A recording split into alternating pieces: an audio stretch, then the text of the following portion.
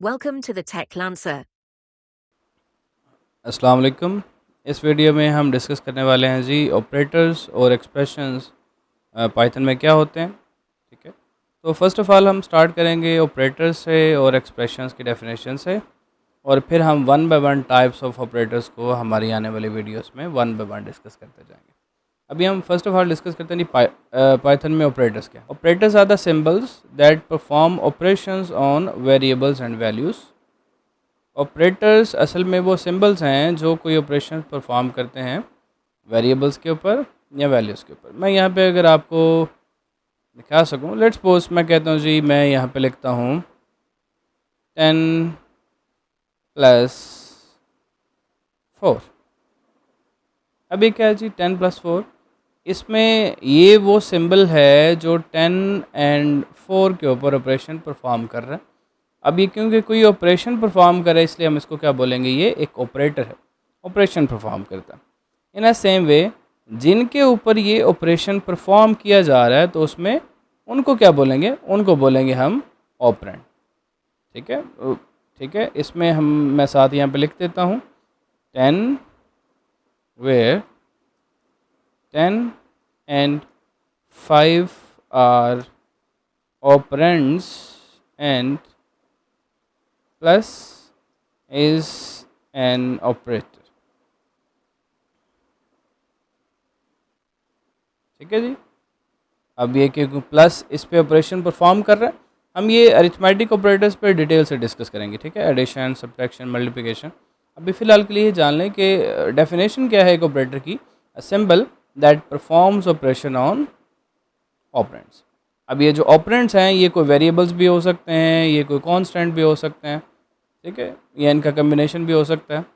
Expression क्या चीज़ है? Expression is a combination of operators and operands. Expression is a combination of variables, operators, and the values that produces the result. For example, यहाँ पे मैं लिखता हूँ 10+5+3, चलो multiply 3 divided by 4 और कुछ भी सब्ट्रैक्टेड 2।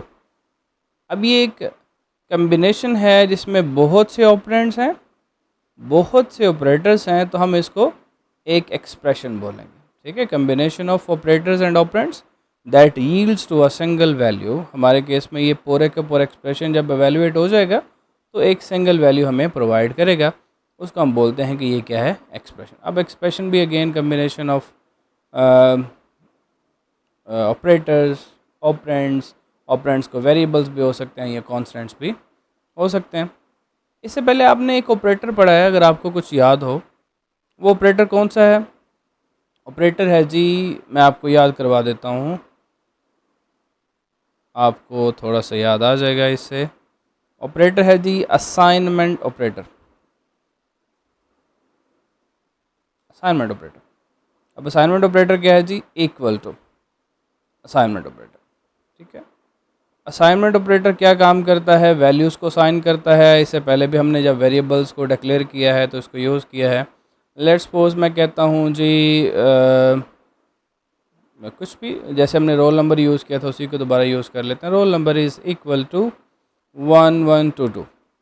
ये किसी का रोल नंबर है, तो मैंने राइट साइड पे लिखी गई वैल्यू लेफ़्ट साइड पे लिखे गए वेरिएबल को असाइन की है ना। अब ये कोई ऑपरेशन परफॉर्म किया तो किसकी मदद से की है? इस ऑपरेटर की मदद से, जिसको कहते हैं असाइनमेंट ऑपरेटर। असाइनमेंट ऑपरेटर क्या है, काम कर लेगा, इसको एक एग्जांपल की मदद से सीखते हैं। हम क्या करते हैं, हम दो वेरिएबल्स बनाते हैं, उन वेरिएबल्स की जो वैल्यू है उसको चेंज करने की कोशिश करते हैं, आपस में इंटरचेंज एक्सचेंज करने की कोशिश करते हैं इस असाइनमेंट ऑपरेटर की मदद से। कैसे, अभी देखते हैं। फॉर एग्जांपल मेरे पास है दो वेरिएबल्स। लेट्स सपोज मैं कहता हूँ variable 1 is equal to 10, variable 2 is equal to 20। ये दो वेरिएबल्स हैं। मैं चाहता हूँ वेरिएबल 1 की वैल्यू वेरिएबल 2 में आ जाए, वेरिएबल 2 की वैल्यू वेरिएबल 1 में आ जाए। तो तो ये काम करने के लिए मैं क्या करूँगा, मैं असाइनमेंट ऑपरेटर की मदद ले सकता हूँ। देखें, आपके पास दो बर्तन हैं, दोनों बर्तन में कुछ फ्लूइड है, लेट्स सपोज लिक्विड है। एक में रेड कलर का कोई लिक्विड है और दूसरे में ब्लू कलर का कोई लिक्विड है। आप चाहते हैं रेड वाले में ब्लू वाला आ जाए, ब्लू वाले में रेड वाला आ जाए। कैसे पॉसिबल है, कैसे कर सकते हैं? ज़ाहिर सी बात है, हमें एक तीसरे बर्तन की ज़रूरत पड़ेगी। तो मैं कहता हूँ जी लेट्स सपोज कि मेरे पास एक टेम्परेरी एक बर्तन है, तीसरा बर्तन। मैं क्या करूँगा, उसमें इन दोनों में से यानी रेड और ब्लू दोनों में से कोई एक, मैं एक एनालॉजी लेके चल रहा हूँ, ठीक है, ताकि आपको समझ आ रहा है। एक मिसाल के तौर पे सॉरी, वेरिएबल 1 या वेरिएबल 2 की वैल्यू मैं इसको साइन कर दूंगा।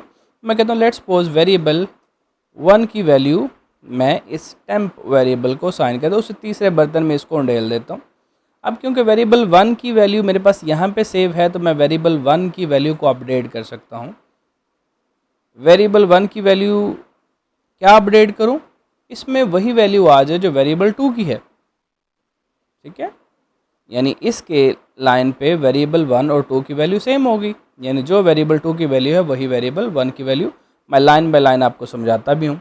इससे मुराद क्या है, जब आपने वेरिएबल 2 की वैल्यू वेरिएबल 1 को साइन कर दी, अब पहला एक काम हो गया कि वेरिएबल 2 की वैल्यू वेरिएबल 1 के पास चलेगी, लेकिन वेरिएबल 1 के पास भी वेरिएबल 2 की आनी चाहिए थी। अब इस केस में क्या करेंगे, इस केस में हमें यही काम करना है कि वेरिएबल 1 की वैल्यू वेरिएबल 2 के पास चली जाए, वेरिएबल 2 की वैल्यू वेरिएबल 1 के पास चली जाए। वेरिएबल 1 की वैल्यू हमने सेव कर रखी है टेम्प के अंदर। अब हमने क्योंकि ये सेव कर ली, तो वेरिएबल 1 की वैल्यू अपडेट की जा सकती है, वो हमने वेरिएबल 2 से अपडेट कर दी। अब हमने क्या करना है एक काम पूरा हुआ, वेरिएबल 1 की जो वैल्यू है वो अपडेट हो चुकी है। वेरिएबल 2 की वैल्यू अपडेट करनी है कि वेरिएबल 2 के पास जो वैल्यू है वो आ जाए वेरिएबल 1 की। लेकिन वेरिएबल 1 की वैल्यू कैसे आएगी, वो तो हमने अभी यहाँ पे बात की कि वेरिएबल 2 की ही वैल्यू वेरिएबल 1 की बन जाए, वो हमने पहले से सेव कर ली थी। ये लाइन नंबर 6 पे कि वेरिएबल 1 की जो वैल्यू है वो हमने टेम्प नामी वेरिएबल के अंदर सेव कर रखी है। तो हम कहते हैं भाई जो टेम्प के अंदर हमने सेव कर रखा था वही इसके पास चला जाए।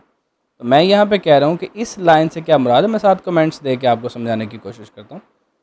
हैश इस जगह पे टेम्प की वैल्यू क्या होगी, temp is equal two variable 1। Variable 1 की क्या वैल्यू है 10। जब ये दूसरी लाइन पे यानी लाइन नंबर 7 पे पहुंचा, तो हमने कहा कि variable 1 is equal two variable 2। Variable 1 की क्या वैल्यू है जी, यहाँ पे वेरिएबल 1 की वैल्यू है जो वेरिएबल 2 की है, दैट इज़ 20। वेरिएबल 2 की क्या वैल्यू है 20, यानी वेरिएबल 1 की वही वैल्यू हो गई जो वेरिएबल 2 की थी। हमारे केस में 1 की भी 20 होगी और 2 की भी 20 होगी। जब मैं इस लाइन पे पहुंचा, तो इस लाइन पे वेरिएबल 2 की वैल्यू मैंने अपडेट की और मैंने कहा कि वेरिएबल 2 की वैल्यू वही हो जाए जो टेम्प की है। टेम्प की क्या वैल्यू है 10। तो हो गया काम। अब मैं अगर यहाँ पे वैल्यूज़ को प्रिंट करवाना चाहूँ तो क्या होगी, वेरिएबल 1 की वैल्यू प्रिंट होगी 20, वेरिएबल 2 की वैल्यू प्रिंट होगी 10। दैट्स इट, यही काम हमने करना था। हम इसको ज़रा थोड़ा सा प्रिंट करवा के भी देख लेते हैं। मैं कहता हूँ print variable 1 is equal two comma variable 1 variable 2 is equal two comma variable 2। ठीक है जी, ये काम हमने कर लिया।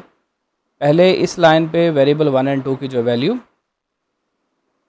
अभी एग्जिस्टिंग वैल्यू है वो प्रिंट हो जाएगी। मैं चले एक और एक प्रिंट स्टेटमेंट लिख देता हूँ, प्रिंट बिफोर एक्सचेंज। ठीक है, बिफोर एक्सचेंज हमारे पास वेरिएबल 1 की क्या वैल्यू है और वेरिएबल 2 की क्या वैल्यू है। अब जब ये एक्सचेंज हो चुके हैं, तो मैं यही लाइंस कॉपी करता हूँ यहाँ से और यहाँ पे लाके पेस्ट कर देता हूँ। और यहाँ पे सिर्फ चेंजिंग ये करूँगा कि अब मैं कहूँगा बिफोर की बजाय आफ्टर।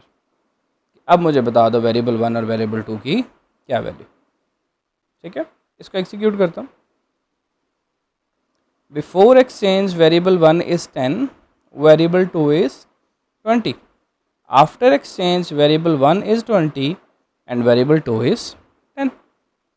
ठीक है, तो सादा सा काम हमने ये किया है कि हमने एक तीसरा वेरिएबल दरमियान में इन्वॉल्व कर लिया टेम्प।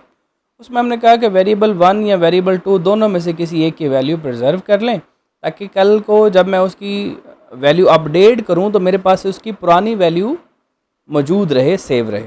तो मैंने क्या किया, वेरिएबल 1 की वैल्यू सेव कर ली, फिर वेरिएबल 2 की मदद से वेरिएबल 1 की वैल्यू अपडेट की, यानी एक्सचेंज हो गया काम।